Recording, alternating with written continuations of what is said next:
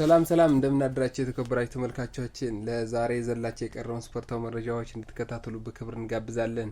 በዛሬው ስፖርታዊ መረጃዎቻችን በ24ኛው ሳምንት የኢትዮጵያ ፕሪሚየር ሊግ ትናንት 3 ጨዋታዎች ተደርገው ነበር። ዛሬም 2 ጨዋታዎች ቀጥለው የሚደረጉ ይሆናል።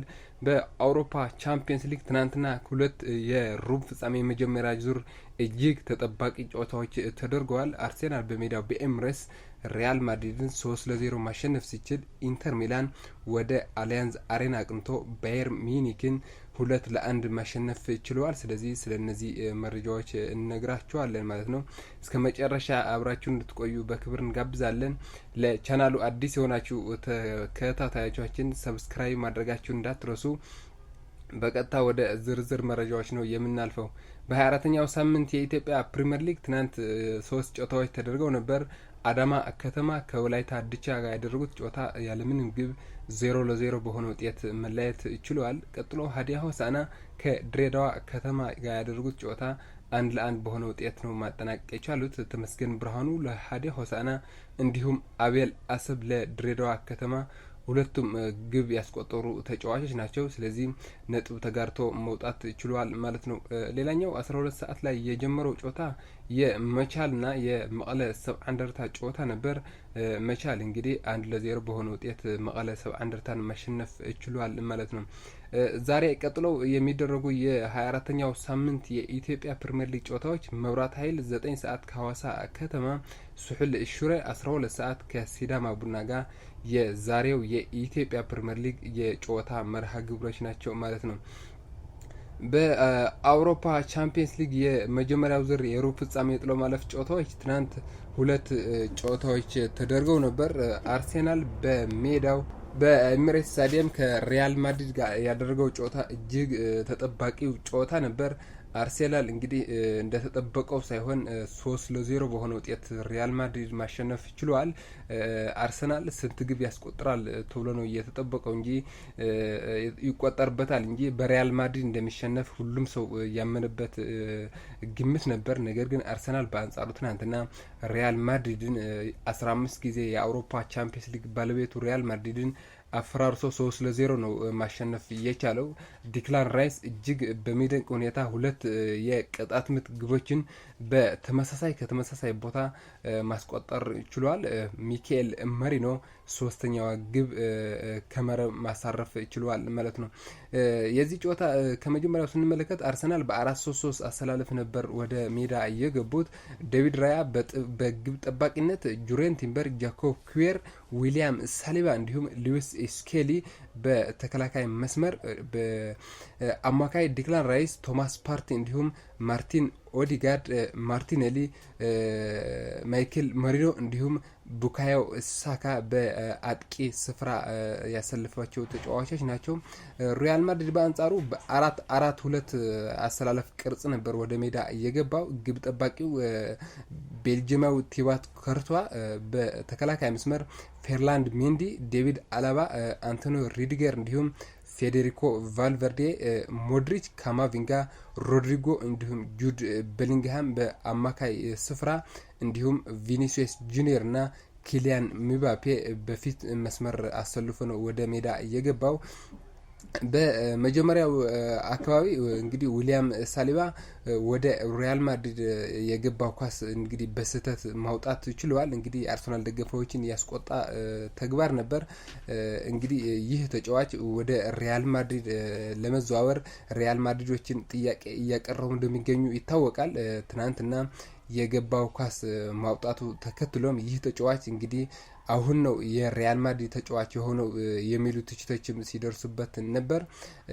ቀጥሎ በ20ኛው ደቂቃ ኪሊያን ምባፔ ያለቀለት እንኳን እንግዲህ ሳይጠቀምበት መቅረት ችሏል። በዴቪድ ራያ ሊመክንበት ችሏል። በ37ኛው ደቂቃ እንግዲህ የአርሰናሉ የፊት መስመር ተጫዋች ቡካዮ ሳካ ጥሩ ኳስ ለጓደኞቹ አቀብሎ ነበር፣ ነገር ግን ሊጠቀሙበት አልቻሉም። እንዲሁም በ40ኛው ደቂቃ ተመሳሳይ ኳስ ቡካዮ ሳካ ወደ ግብነት አሲስት ማድረግ ችሎ ነበር፣ ነገር ግን የአርሰናል አጥቂዎች መጠቀም አልቻሉም። የሪያል ማድሪድ ግብ ጠባቂ ቲዋት ኮርቷ ትናንት ድንቅ እንቅስቃሴ ሲያደርግ ነበር። በ44ኛው ደቂቃ ሁለት ጊዜ ኳስ መመለስ ችሏል። መጀመሪያ ዲክላን ራይስ በጭንቅላት ገጭቶ የሞከረው ኳስ መልሷል። ቀጥሎም ማርቲኔሊ እንግዲህ የሞከረው ኳስ በድጋሚ ሁለት ጊዜ ማዳን ችሏል ማለት ነው። ከእረፍት በኋላ እንግዲህ እነዚህ ሁለት ቡድኖች 0-0 በሆነ ውጤት ወደ እረፍት ካመሩ በኋላ በ58ኛው ደቂቃ ዲክላን ራይስ በሚገርም ሁኔታ በቅጣት ምት ግብ አስቆጥሮ 1-0 መምራት ችሏል ማለት ነው። በ66ኛው ደቂቃ እንግዲህ ቲዋት ኮርቷ የሚገርም ኳስ ነው ያደለው። 3 ጊዜ ነው እንግዲህ ይህ ኳስ መመለስ የቻለው። ዲክላን ራይስ የሞከረው ኳስ ነው። መጀመሪያ ጁድ ቤሊንግሃም መለሰው፣ ቀጥሎ ኮርቷ፣ ከዛ በኋላ ዴቪድ አለባ በመጨረሻ የመለሰው ኳስ አርሰናል ያመከኑ ኳስ ነው እንግዲህ የሚሆኑ። ሌላኛው በ50 ዲክላን ራይስ እንግዲህ ትናንትና በሰባኛው ደቂቃ ሁለተኛው የቅጣት ምቱ ግቡን በሚደንቅ ሁኔታ በ90 ዲግሪ ማስቆጠር ችሏል። እነዚህ ሁለት የቅጣት ምት ግቦች በቡካዮ ሳካ አማካኝነት የተገኙ ናቸው። ቡካዮ ሳካ ትናንት እጅግ አስደናቂ እንቅስቃሴ ሲያደርግ ነበር። በ75ኛ ደቂቃ ደግሞ ማይክል መሪኖ ከሊዊስ ስኬሊ የተቀበለው ኳስ ወደ ግብነት ቀይሮ 3-0 በሆነ ውጤት አርሰናል ሪያል ማድሪድን ማሸነፍ ችሏል ማለት ነው። በ94ኛው ደቂቃ ኤድዋርዶ ካማቪንጋ በሁለት ቢጫ ከሜዳ መውጣት ችሏል። ስለዚህ ሪያል ማድሪድ ትናንትና እጅግ የፈራረሰ ቡድን ሆኖ በአርሴናል 3-0 በሆነ ውጤት መሸነፍ ችሏል። በአርሰናል በኩል ቡካዮ ሳካ፣ ማይል ሉዊስ ስኬሊ እንዲሁም ዲክላን ራይስ እጅግ የሚገርም እንቅስቃሴ ሲያደርጉ ነበር። እንዲሁም ቶማስ ፓርቴ በመሀል ሜዳ እጅግ ጥሩ እንቅስቃሴ እያደረገ ነበር። ስለዚህ አርሰናል በፍጹም የጨዋታ ብልጫ 54-46 ኳስ ቁጥጥር ብልጫን ይዘው ትናንትና 3-0 በሆነ ውጤት ማሸነፍ ችሏል። በጨዋታው ከነበሩ አንዳንድ ቁጥራዊ መረጃዎችን ስንመለከት በኳስ ቁጥር አርሰናል 54% የኳስ ቁጥር ነበረው። ሪያል ማድሪድ በ46 የኳስ ቁጥር ይዞ ነው እንግዲህ ማጠናቀቅ የቻለው።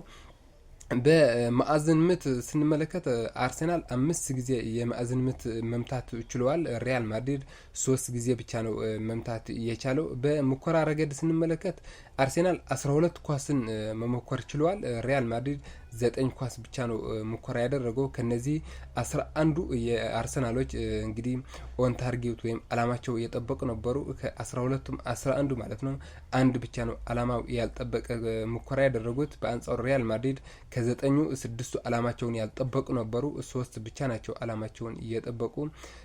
እንግዲህ የሪያል ማድሪድ ግብ ጠባቂ ቲባስ ኮርቷ ትናንት 5 ያለቀላቸው ኳሶችን ማዳን ችሏል። የአርሰናሉ ዴቪድ ራያም 4 ኳሶችን ማዳን ችሏል ማለት ነው። ስለዚህ ዲክላን ራይስ ትናንትና በ10 ከ10 ሬቲንግን በማግኘት የጨዋታው ኮከብ ተብሎ ሽልማቱን መቀበል ችሏል ማለት ነው። ከጨዋታው በኋላ የተሰጡ አስተያየቶችን ስንመለከት የሪያል ማድሪዱ አሰልጣኝ ካርሎ አንቸሎቲ ትናንትና ከጨዋታው በኋላ አስተያየቱን ሰጥቶ ነበር። ሁል ጊዜ እንደምናደርገው በቀጣይ በቤርናው እንቀለብሰዋለን ሲል ነው አስተያየቱ የሰጠው። ቡድናችን በዛሬው ጨዋታ እግር ኳስን አልተጫወተም፣ 2 ቅጣት ከተቆጠረ በኋላ ቡድናችን ፈራርሶ ነበር ሲል እንግዲህ ካርሎ አንቸሎቲ አስተያየት ሰጥቷል። አርሰናል ድንቅ ነበር ሲልም ለአርሰናል ያለው አድናቆትን መግለጽ ችሏል። አክሎም ካርሎ አንቸሎቲ በእግር ኳስ ሁሉም ይፈጠራል፣ ማመን አለብን ሲል እንግዲህ አስተያየቱን ሰጥተዋል። ራይስ እነዚህ 2 ቅጣት ጎሎችን ያስቆጥራል ብሎ ያስብ አልነበረም። ነገር ግን በሞልስ ጨዋታ ምንም ሊፈጠር ይችላል፣ ሙሉ ኃላፊነቱ ግን እኔ እወስዳለሁ ሲል የጨዋታው ኃላፊነት እንደሚወስድ እንግዲህ ካርሎ አንቸሎቲ ተናግረዋል። የመሀል ሜዳው ተጫዋች ጁድ ቤሊንግሃም በበኩሉ 3 ጎሎች ብቻ ስለተቆጠሩብን እድለኞች ነን ሲል አስተያየቱን ተሰጥተዋል። ትናንትና በጨዋታው አልነበርንም፣ አርሰናል የተለዩ ነበሩ። ስለዚህ በ3 ጎሎች ብቻ መውጣታችን እድለኞች ነን ሲል አስተያየቱ ሰጥተዋል። የሪያል ማድሪድ ግብ ጠባቂ ቲባስ ኮርቷ በበኩሉ ጨዋታው ጠፍቶብን ነበር፣ ሁለተኛው አጋማሽ እግር ኳስ እንዴት መጫወት እንዳለብን አላወቅንም ነበር፣ ከጨዋታው ጠፍተን ነበር ሲል አስተያየቱ ሰጥቷል። ስለ የራይስ ጎሎች የተጠየቀው ኮርቷ የራይስ ጎሎች ጥሩ ናቸው፣ ነገር ግን በአላስፈላጊ ጥፋት የተገኙ ኳሶች ናቸው ሲል አስተያየቱ ሰጥቷል። ሉካስ ቫስኬስ በበኩሉ ቀጣዩ ጨዋታ ከዚህ የተለየ ይሆናል። አርሰናል የተሻለ ተንቀሳቅሷል፣ ጫናም በእኛ ላይ ፈጥሯል። ነገር ግን በቤርናቦ ጨዋታውን ቀልብሰን ወደ ቀጣዩ ዙር እናልፋለን ሲል አስተያየቱ ሰጥቷል። በሪያል ማድሪድ በኩል ጥሩ የነበረው ተከላካዩ ራዋል አሶንሲዮ በበኩሉ ከራሳችን ጋር አልነበርንም ሲል አስተያየቱ ሰጥቷል። እንግዲህ ቀጣይ እንቀለብሰዋለን ሲል ነው እንግዲህ ራዋል አሶንሲዮም አስተያየቱ እየሰጠው። የሪያል ማድሪድ ተጫዋቾች እንዲሁም አሰልጣኙ ቀጣይ በቤርናቦ እንግዲህ ጨዋታውን ቀልብሰው ወደ ግማሽ ፍጻሜ እንደሚቀላቀሉ ነው እንግዲህ አስተያየታቸውን እየሰጡ የሚገኙት። የአርሰናሉ አሰልጣኝ ማይክል አርቴታ በበኩሉ ኤምሬትስ እንደ ዛሬው አይቼው አላውቅም ብለዋል። እንግዲህ በስታዲየም የነበረው ድባብ ትልቁ ቴሪ ኦንሪ ፎቶ በፖስተር አሰርቶ እንግዲህ ኤምሬትስ በሚገርም ድባብ ነው ደጋፊዎቹ ማይክል አርቴታ ከጨዋታ በፊት ጥሪ እንዳደረጉላቸው የተለየ አድርገውት ነበር። አርቴታም ከጨዋታው በኋላ እንግዲህ እንደ ዛሬ ኤምሬትስ አይቼው አላቅም ሲል አስተያየት ሰጥተዋል። በቡድኔን ኮርቻለሁ፣ በህይወቴ አይቼው የማላቅ ምሽት ነው። ፍጹም ያለቅለት እግር ኳስ ተጫውተናል፣ ሙሉ እምነት ነበረን ሲል አስተያየቱ እየሰጠው ማይክል አርቴታ። ስለ ራይስ ሳካና ቲምበር የተጠየቀው አርቴታ እነዚህ ሶስት ተጫዋቾች ተቀይረው ከሜዳ እንደወጡ እናውቃለን፣ አይተናልም። እያነከሱ እንደነበርም እንግዲህ ታይተዋል። እነሱ ደህና ናቸው፣ አልተጎዱም፣ ጉዳትም አላስተናግዱም ሲል አርቴታ አስተያየቱን ሰጥቷል። ዊሊያም ሳሊባ በበኩሉ ሚባፔ ግብ ባለማስቆጠሩ ተደስቻለሁ፣ በጨዋታውም እንግዲህ ደስተኛ ነኝ ሲል አስተያየት ሰጥቷል። የአርሰናል ተከላካይ ዊሊያም ሳሊባ የኪሊያን ሚባፔን እንግዲህ እንቅስቃሴ ሲቆጣጠር እንደነበር እንግዲህ ማየት ይችለናል። ግብ ባለማስቆጠሩም ደስተኛ ነኝ ሲል አስተያየት ሰጥቷል። ኪሊያን ምባፔ በአንጻሩ በቀጣዩ በቤርናው በሚደረገው ጨዋታ ውጤቱን እንቀለብሳለን ሲል ነው አስተያየቱ እየሰጠው። ድንቅ ምሽት ያሳለፈው ዲክላን ራይስ በበኩሉ የተለየ ምሽት ሲል አጠር አድርጎ እንግዲህ አስተያየቱን መስጠት ችሏል። ስፔሻል ናይት ነበር፣ ለእኔ የተለየ ምሽት ነበር ሲል የጨዋታው ኮከብ ሽልማቱን ያገኘው እንግሊዛዊ ዲክላን ራይስ አስተያየቱ ሰጥቷል። ስለዚህ ትናንትና አርሰናል ሪያል ማድሪድን 3-0 በሆነ ውጤት እጅግ አስደናቂ በሆነ የጨዋታ ብልጫ አሸንፈው የቀጣይ ሮብ የመልሱን ጨዋታ ወደ ቤርናቦ የሚያመራ ይሆናል ማለት ነው። ሌላኛው ጨዋታ በአሊያንዝ አሬና የተደረገው የኢንተር ሚላንና የባየር ሚኒክ ጨዋታ ነበር። ኢንተር ሚላን 2-1 በሆነ ውጤት ነው እንግዲህ ባየር ሚኒክን ማሸነፍ የቻለው። ላውታሮ ማርቲኔዝ፣ ዴቪድ ፍራተሲ ሁለቱም የኢንተር ሚላን ግቦችን ሲያስቆጥሩ ቶማስ ሙለር ብቸኛዋን የባየር ሚኒክ ግብ ማስቆጠር ችሏል።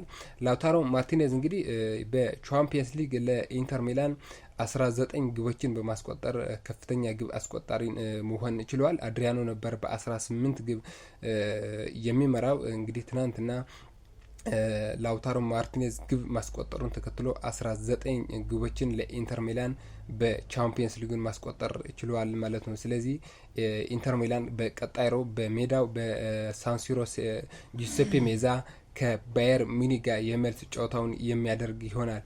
የሩብ ፍጻሜ የጥሎ ማለፍ የመጀመሪያ ዙር ጨዋታዎች ዛሬ ቀጥሎ 2 ጨዋታዎች ይደረጋሉ። ባርሴሎና ከቦሩሲያ ዶርትሙንድ በሉዊስ ኮምፓኒ ስታዲየም እንዲሁም ፓሪስ ሴን ጀርመን ከአስቶን ቪላ በፓርክ ደ ፕራንስ ስታዲየም የሚያደርጓቸው ጨዋታዎች ይጠበቃሉ። በተለይ ባርሴሎና ከቦሩሲያ ዶርትሙንድ ጋር የሚያደርገው ጨዋታ እጅግ ይጠበቃል። እነዚህ ሁለት ቡድኖች በምድብ ጨዋታ ተገናኝተው እንደነበር ይታወሳል። ባርሴሎናም 3-2 አሸንፎ እንደነበር የቅርብ ትውስታ ነው። ስለዚህ ባርሴሎና በላመሲያ ውጤት ወጣቶች ታጅቦ በነ ላሚን ያማል፣ ፔድሪ፣ ጋቪ እንዲሁም እነ ፈርሚን ሎፔዝ እንዲሁም ራፊንሃን ታጅቦ ከቦሩሲያ ዶርትሙንድ ጋር ዛሬ የሚያደርገው ጨዋታ የሚጠበቅ ነው የሚሆነው። እንዲሁም ፓሪስ ሴን ጀርመን ከአስቶን ቪላ ጋር የሚያደርገው ጨዋታ ይጠበቃል።